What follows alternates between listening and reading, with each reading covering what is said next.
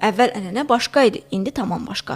Tarixən xalq olaraq dişi və yaşı az quzuların kəsilməsinə münasibət bir mənalı idi. Axı hər şeydən əvvəl körpə quzunu kəsməyə qıymazdılar. O quzu da böyüyüb, çoxalıb sahibinin böyük sürüsünə çevrilərdi. Amma indi təəssüf ki, mənzərə fərqlidir. 30 ildir qəssab kimi fəaliyyət göstərən müsahibimiz də deyir ki, son zamanlar belə hallarla tez-tez rastlaşır. Nəticədə də artıq yerli quzuların sayında ciddi azalma müşahidə olunur. Əvvəl dövrlərdə, yəni beləncə xırda quzuları, əmlik quzuları, körpə dişi quzuları kəsilmirdi. Məsəl üçün, restoranlarda gedirdik kebabxanada çörək yeməyə. Heç bir yerdə elə bir ki, 8-10 kiloluk quzunun ətindən kebab görmürdük. Biz 17-18 kiloluk quzuların ətinə gördük kebabı. Hər bir rayona gedirdin, görürdün ki, böyük bir fermalarda damazlıq heyvanlar ayrı olunurdu. Onları ayrı saxlayırlar, dişi quzuları ki, bundan artıq biz sürümümüzün damazlığıdır. Bu illərin 500 dənə quzunu qatırıq qoyuna, sürüyə qatacaq ki, heyvanımız artsın. Ancaq indi gedirsən, baxırsan ki, heç içində yoxdur.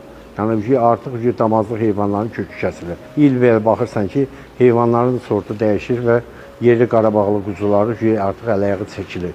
Yəni onların dişi quzularını tapmaq çətin məsələdir. Başqa yerdən gətirilən damazlıq heyvanlar bizim heyvanların kimi dad olmur. Heyvanların kəsimi yalnız dövlət baytarlıq nəzarəti olan rəsmi kəsimxanalarda aparılmalıdır. Bu müəssisələrdə kəsimə gətirilən iri və xırdabuynuzlu heyvanlar əvvəlcə baytarlıq mütəxəssisləri tərəfindən müayinədən keçirilir. Sağlamlığı yoxlanılır və yalnız yararlı olan heyvanların kəsiminə icazə verilir. Kəsimdən sonra isə cəmdək və daxili orqanlar baytarlıq sanitariya ekspertizasından keçirilir. Uyğun hesab edilən ətlərə xüsusi mühür vurulur və yalnız müvafiq baytarlıq sənədləri ilə satışa çıxarılır. Quzuların erkən kəsimi ilə bağlı mövcud vəziyyətə isə təəssüf ki, agentlik əməkdaşlarının apardığı nəzarət tədbirləri zamanı da rast gəlinir. Nəzarət tədbirləri zamanı bəzən 6 aydan kiçik quzuların, xüsusilə də dişi quzuların kəsildiyi hallara rast gəlirik. Bu isə tövsiyə olunmur. Çünki erkən yaşda kəsim heyvandarlığın gələcək inkişafına mənfi təsir göstərir.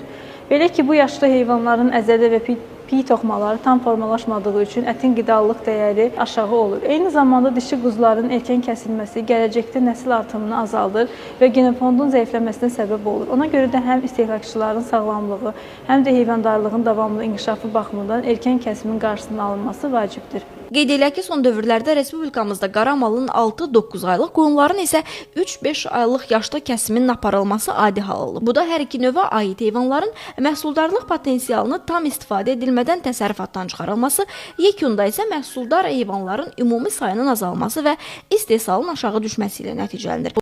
Statistik məlumatlara görə 2025-ci ildə 2024-cü ilə nisbətən iri buynuzlu mal-qarada 2%-ə qədər, xırda buynuzlu heyvanlarda isə 5,5%-ə qədər azalma baş vermişdir. Bu azalmanın kökündə dayanan əsas səbəblərdən biri mal-qaranın və xırda buynuzlu heyvanların erkən yaşlarında kəsilməsi ilə bağlıdır. Təbii ki, bu yol verilməzdir.